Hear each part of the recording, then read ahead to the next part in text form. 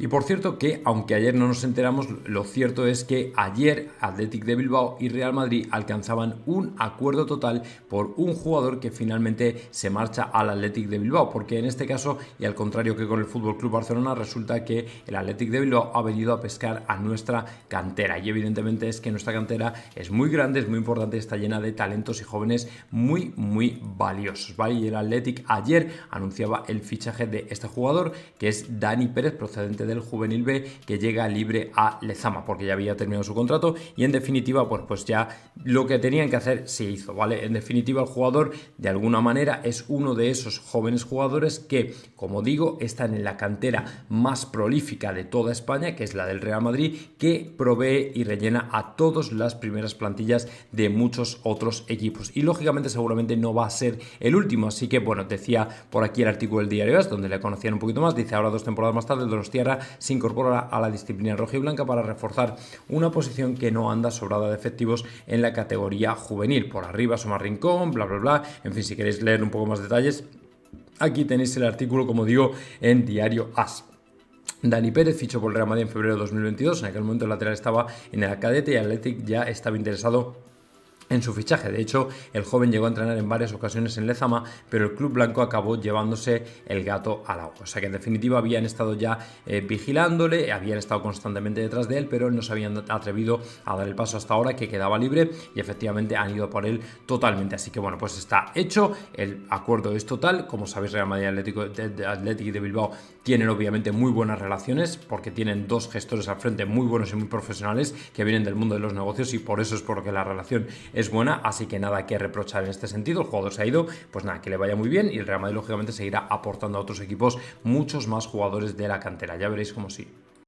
Y a base de buenos gestos es como te terminas ganando tanto a Ancelotti como al Real Madrid. Y lógicamente de esto ha aprendido Güler en todos los compañeros que ya lo han ido haciendo, y precisamente él ha querido ser uno más de los que acorte sus vacaciones precisamente para venir a intentar convencer a Ancelotti de que tiene que confiar en él. Bueno, la tarea lógicamente es compleja y complicada, porque en definitiva la cantidad de competencia que hay en el equipo blanco ahora mismo pues deja poco espacio, ¿vale?, para que ningún jugador que no sea Mbappé y Vinicius tengan realmente la posibilidad efectivamente de convertirse en titulares indiscutibles con el Real Madrid. O sea, va a ser realmente complicado, pero lo que está claro es que por azares del destino te puede pasar lo que ha ocurrido precisamente en la portería, ¿vale?, con el Real Madrid, con Kepa, con Lunin, y de repente un jugador que de hecho ya se despidió como Kepa a lo mejor termina volviendo al equipo blanco, y eso lógicamente es algo que tienes que tener en cuenta para cuidar mucho tus gestos cuando estás con el Real Madrid. Güler acorta sus vacaciones para intentar conquistar a Ancelotti, y efectivamente se viene ya para acá, a pesar de que tiene todavía permiso para continuar unos días más. Así que en este sentido, bueno, pues yo me alegro, porque esto es un gesto que dice mucho. Endrick también acortó sus vacaciones, viene hoy a la presentación y luego ya se pondrá a las órdenes de Ancelotti automáticamente, porque ambos dos tienen un puesto que ganarse. Por ejemplo, no sé si Rodrigo lo habrá hecho, pero desde luego dejadme que os diga que Rodrigo en cierto modo sería uno de los que tendría que venir antes de tiempo, porque tiene mucho que disputar, y probablemente Brahim también. Así que bueno, vamos a ver cómo está la competencia por ahí. Ya sabéis que hay diferentes opciones, pero desde luego que Güler acorde sus vacaciones deja muy claro, es un mensaje muy claro de que quiere efectivamente estar a tope para venir al equipo blanco, para luchar por un puesto, para estar ahí, para ser importante, y no para ser alguien más y alguien que pase sin pena ni gloria por el equipo blanco. Así que aprecio y de verdad aplaudo su determinación por convertirse en un grandísimo jugador. Vamos a ver si efectivamente ocurre o no. Luego, otra carpeta cerrada es la de Alphonse Davies, o aparentemente cerrada, ¿vale? Porque efectivamente ayer Tomás Roncero en el diario AS, muchos me lo pasabais, no es que Tomás Roncero sea mi mayor referencia, sinceramente, pero para algunas cosas sí que puede ser bastante servible, ¿vale? Y en este sentido, Tomás Roncero quería dejar por sentado, o quería sentar ya el hecho de que efectivamente Alphonse Davies no va a venir hasta 2025, y que no le esperéis, porque cuanto más le esperéis, peor, porque más ilusiones os vais a hacer, pero en un principio parece que no hay nada que vaya a poder hacer el Real Madrid a nivel de intentar convencer al Bayern de Múnich de que se Bueno, de que afloje un poco su postura y de que reciba dinero por Davis, ¿vale? Aquí tenéis el artículo de Tomás Roncero. Es verdad que, por ejemplo, Tomás González Martín sí que comentaba que todavía puede ser una operación que justo a finales de agosto se termine haciendo. A mí tampoco me extrañaría, porque en definitiva esto de soltar a un jugador por el que te puedes llevar, vamos a decir, 30 o 40 kilos, honestamente creo que ya tienes que estar muy sobrado económicamente, y no veo al Bayern de Múnich, a pesar de estar saneado, no le veo de ir tan sobrado financieramente hablando. Entonces, bueno, vamos a ver qué pasa, pero en un principio ya es mejor que nos vayamos haciendo a la idea de que Davis se podría ir a 2025 en lugar de venir este verano, que como digo tampoco es una tragedia porque tenemos a Ferland Mendy recién renovado, que por tanto tampoco es una cosa que impacte. Es verdad que tener a Davis creo que nos aportaría incluso mucho más, pero tampoco hay que volverse locos con todo esto. Así que bueno, pues con calma y con lógicamente buena predisposición haremos al jugador. Seguramente el año que viene ya como agente libre. El Bayern de Múnich al final, bueno, pues le tendrá un año más que le utilizará para intentar seguir ganando títulos, seguir siendo grande en Europa, pero al final lo terminará perdiendo gratis como agente libre. Si a ellos les compensa, ellos sabrán. Lo que el Real Madrid desde luego no va a hacer es ninguna locura ni ningún tipo de majadería que termine dando al traste con las finanzas del club en absoluto, ¿vale? En absoluto. Así que esto es lo que hay, 2025. Luego tenemos que hablar un poco también del caso Mastantuono, porque como os he comentado al principio del podcast, efectivamente ayer hubo un tema con el jugador argentino, y es que había informaciones contradictorias, algunas de ellas que informaban de que presidente y vicepresidente, un tal Villarroel de River Plate, estaban precisamente en Madrid para cerrar a Mastantuono y que se habrían visto con gente del equipo blanco. Automáticamente yo le preguntaba a nuestro colaborador, a José Félix Díaz, sobre el asunto, y él me decía que lo que le habían dicho a él, y además lo puso él también en un tuit propio, lo que le habían comentado es que en un principio no estaban ahí para negociar por Mastantuono, que de hecho él se mantenía firme en lo que nos dijo el pasado lunes. Por cierto, que José Félix vendrá otra vez este lunes precisamente para hablar un poco de la actualidad del Real Madrid, así que no os lo perdáis, ya he quedado con él. Así que el lunes viene José Félix, donde estaremos hablando del tema del Bernabéu, del tema Mastantuono y del tema de muchas cosas más, ¿vale? Bueno, pues efectivamente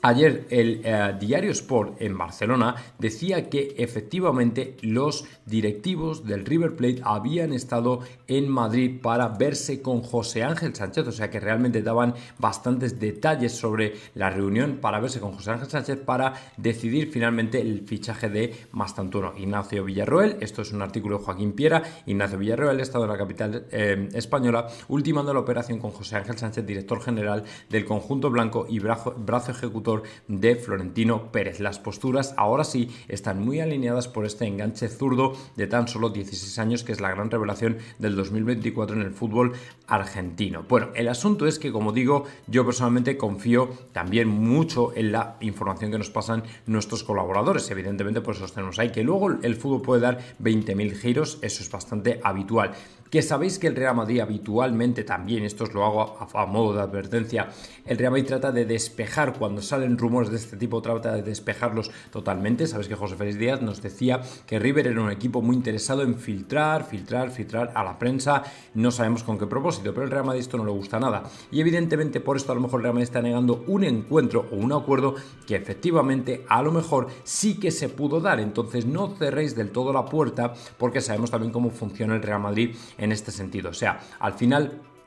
el equipo blanco de una forma o de otra puede estar dando a entender, oye, que aquí no ha habido nada, que de hecho no nos gusta porque están hablando demasiado con la prensa, y a lo mejor luego mañana os tengo que decir que se ha hecho el fichaje de Mastantuono por el Real Madrid, ¿vale? Así que esto tenedlo con pinzas.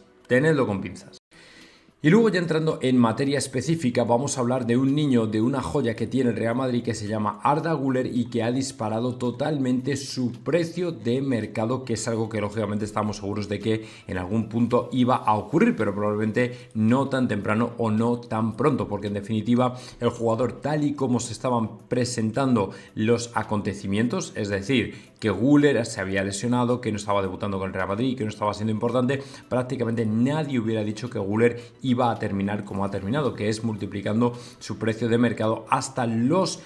unos espectaculares 45 millones de euros, que es lo que vale ahora el jugador. ¿Y por qué? Pues porque en definitiva Arda Güler hizo un último cuarto de la temporada más una Eurocopa absolutamente bestial, marcando 6 goles con el Real Madrid en apenas 6 partidos, 6 ratos, más luego marcando algunos de los más bellos o de más bella factura en esa Eurocopa con su selección y terminando efectivamente pues con un registro anotador bastante interesante. Marcó ese gol maravilloso, pero jugó, dio asistencias, fue el jugador más destacado y todo eso le ha valido multiplicar, como digo, su precio hasta los 45 millones de euros. No recuerdo cuánto pagó el Real Madrid, no sé si fueron 20 millones o algo parecido por el jugador, y evidentemente pues ahora ya vale mucho más, dobla su precio, y en el mercado precisamente 20 millones, efectivamente confirmo, fue lo que el Real Madrid pagó por el jugador, y todo esto a la espera de que efectivamente esta sea la temporada en la que puede llegar a romper y convertirse en un jugador que se puede ir perfectamente a los 70-80 millones. O sea que este tipo de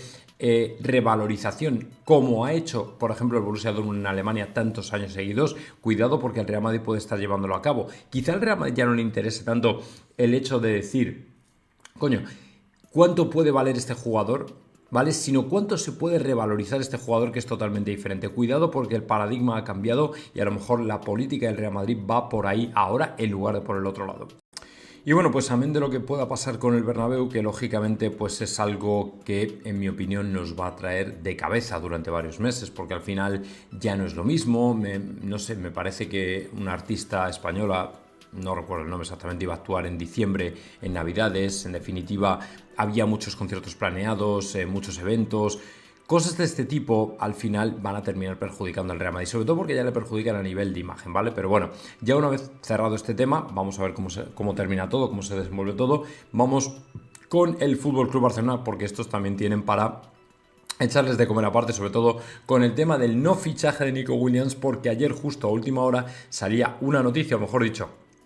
filtraban de hecho una noticia en la que daban a entender que efectivamente el Athletic de Bilbao está ya mandando a las diferentes cuentas de Twitter del Athletic de Bilbao la noticia de que el jugador se reincorporará a los entrenamientos y será parte de la plantilla en los amistosos que tienen precisamente en este verano frente a Aston Villa y Stuttgart. Y además de eso, encima pasaba la noticia de que el PSG tenía o había lanzado una oferta brutal por el jugador al Athletic de Bilbao, que obviamente no podían rechazar y que evidentemente habría hecho que el jugador se repensara 2 veces el hecho de negociar con el Fútbol Club Barcelona. Es decir, estamos asistiendo a lo que en mi opinión va a ser, o tiene toda la pinta de ser, un auténtico bofetón, otro ridículo histórico de Laporta, porque después de ir diciendo constantemente que efectivamente esto no que está hecho, pero sí que podemos hacerle frente, podemos fichar a Nico Williams, podemos fichar a Dani Olmo, podemos fichar prácticamente a quien nos dé la gana, esta manera de ir tan sobrados al final es lo que va a terminar haciendo que todo esto se convierta en un espectáculo ridículo, porque si tú llevas todo el tema de Nico Williams en silencio, en la sombra, dejas que alguno de tus periodistas palmeros filtre algo, comente algo, diga algo, bueno, tú lo dejas caer, y si te preguntan a ti, no, nosotros no sabemos nada de esto, personalmente no tenemos nada que ver. Lógicamente, ahora te ocurre esto, no puedes ficharle, no pasa nada, porque no va a ir más allá. Pero el gran problema es que al final has querido ir de listo, has querido vender la piel del oso antes de cazarlo, y una vez más vas a quedar en ridículo otra vez. Y el problema es que la gente está ya muy harta de todo esto, y si al final, al igual que le ha pasado al Atlético de Madrid con el tal Jovic, como se llame, pues le va a pasar a la afición del Fútbol Club Barcelona, que no terminan de ver a un gestor que realmente sea un gestor serio. O sea, no un tipo que está vendiendo humo, sino alguien que trabaja en las sombras, tras bambalinas o entre bambalinas, que de alguna manera te prepara los tratos, y cuando están, entonces te lo dice y te lo anuncia. No, ellos lo que están asistiendo a lo que están viendo es esencialmente un gestor, por decirle algo, una persona que está en una rueda de prensa diciendo directamente que pueden con Nico Williams, pueden con Dani Olmo, pueden fichar a quien les dé la gana. Cuando realmente, lo primero de todo, está faltando el respeto a un club histórico, ¿vale? Y lo segundo es que encima tienen a un PSG por delante que se ha metido en la carrera, que lógicamente no les ha hecho ninguna gracia porque les pone mucha más pasta, ¿vale? Esto es información de Pablo Polo. En el Barça creen que en el PSG, aparte de ofrecer a Nico Williams el doble de la oferta culé, quiere pagar al Athletic de Bilbao más de lo que marca la cláusula de rescisión, más de lo que marca la cláusula de rescisión, que son 58 millones, que ya aún así al Barcelona se le hace prácticamente imposible ficharle, ¿vale? Porque no tiene las finanzas como para ello, a no ser que efectivamente vaya pidiendo créditos o adelantos o cosas de este tipo. Bueno, pues efectivamente el PSG te puede pasar por encima, pero esta gente todavía te quiere vender, que Nico Williams tiene toda la pinta de que va a ir al Barcelona. No lo va a hacer y tiene toda la pinta, al contrario, de que se va a reincorporar con su club, en lo que es una muestra y una señal de respeto total a su club de nacimiento futbolístico. Entonces, lógicamente, al Barcelona le tienen unas ganas en Bilbao bestiales y veremos a ver cuando se enfrenten cómo le reciben allí en San Mamés, porque desde luego no es para menos, no es como para desde luego lanzarles todos los billetes de Negreira a la cara y muchas cosas más, porque en definitiva lo que están haciendo es un insulto a un club histórico, un insulto a un club de la misma liga, que es intentar levantarle a un jugador a la espalda, ¿vale? Depositando el dinero y largándose, en lugar de tener la galantería o por lo menos la elegancia de decir, oye, mira, estamos interesados en vuestro jugador,